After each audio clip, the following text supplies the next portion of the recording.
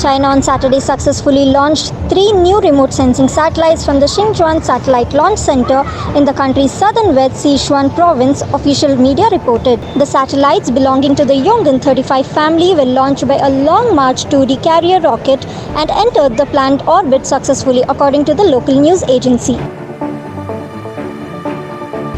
This launch marked the 396th mission for the Long March series carrier rockets. In March 2019, China's Long March 3B rocket had successfully completed its 300th launch by putting a new communication satellite into orbit.